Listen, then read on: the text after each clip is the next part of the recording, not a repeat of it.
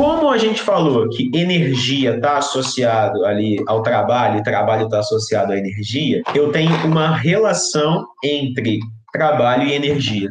Da seguinte forma: imagina que eu tenho um corpo que tem uma velocidade inicial e está aplicando ali sobre esse corpo uma força F.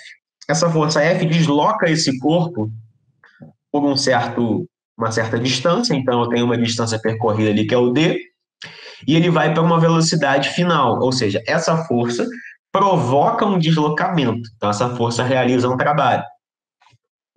E ele sai de uma velocidade inicial para uma velocidade final. E pela segunda lei de Newton, toda força resultante é massa vezes aceleração. E vamos pegar a primeira situação, que é uma situação mais simples, onde essa força seria uma constante. Seria constante. Então, isso é um movimento uniformemente variado. Força igual a massa vezes aceleração. Pela equação de Torricelli, a gente tem lá que V ao quadrado igual a V0 ao quadrado mais 2A delta S. Que eu poderia escrever da seguinte maneira aí, ó. Aceleração é igual velocidade final ao quadrado menos velocidade inicial ao quadrado dividido por duas vezes a distância, que aquele ΔS a gente chamou de distância percorrida. Então, a aceleração será velocidade final ao quadrado menos velocidade inicial ao quadrado dividido por 2D.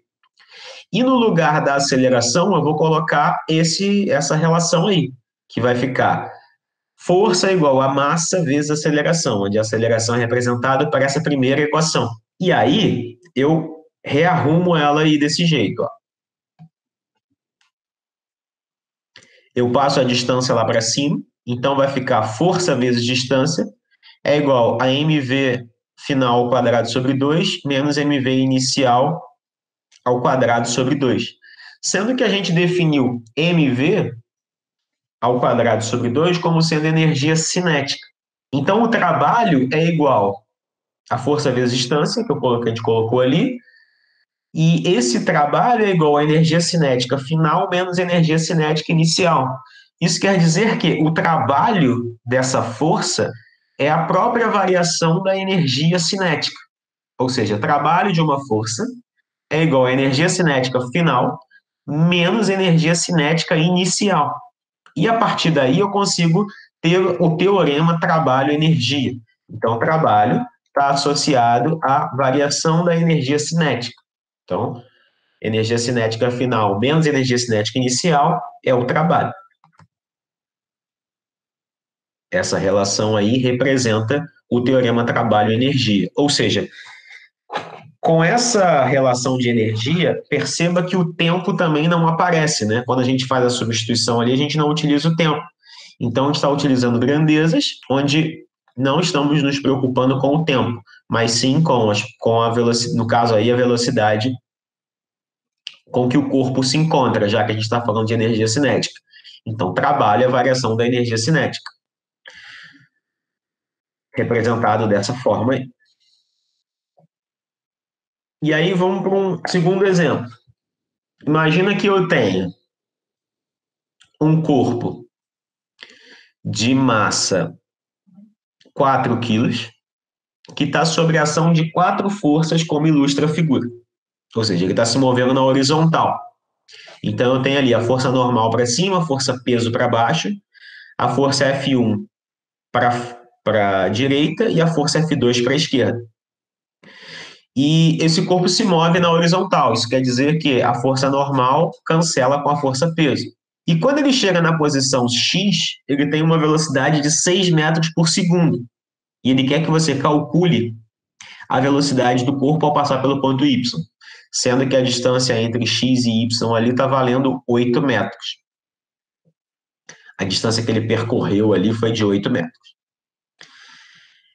O que acontece é o seguinte, a gente conseguiria resolver essa questão utilizando a segunda lei de Newton, achando a aceleração e depois usando as equações lá do movimento.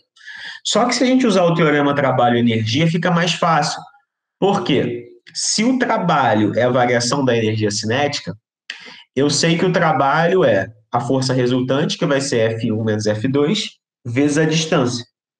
Então, vai ser 50 menos 18, vezes a distância. E a velocidade inicial é 6 metros por segundo, e eu vou descobrir ali a velocidade final. Ou seja, trabalho é força vezes distância. Então, eu calculo ali o trabalho 1, que seria 50 vezes 8, que vai dar 400 joules. E o trabalho 2, que é um trabalho resistivo, que vai dar menos 144 joules. Porque a força 2 está atuando no sentido contrário ao deslocamento. Como a força normal e a força peso não realizam trabalho, o trabalho dela é zero. O trabalho da força 1 mais o trabalho da força 2 vai dar ali 256 joules. Ou seja, 256 joules é o trabalho da própria força resultante. E eu aplico ali no teorema trabalho-energia cinética. Porque se o trabalho vale 256 joules e a massa do corpo vale 4 quilos, sabendo que a velocidade inicial vale 6 metros por segundo, eu substituo ali, consigo fazer a conta e acho a relação de velocidade final, que vai dar ali aproximadamente 12,8 metros por segundo.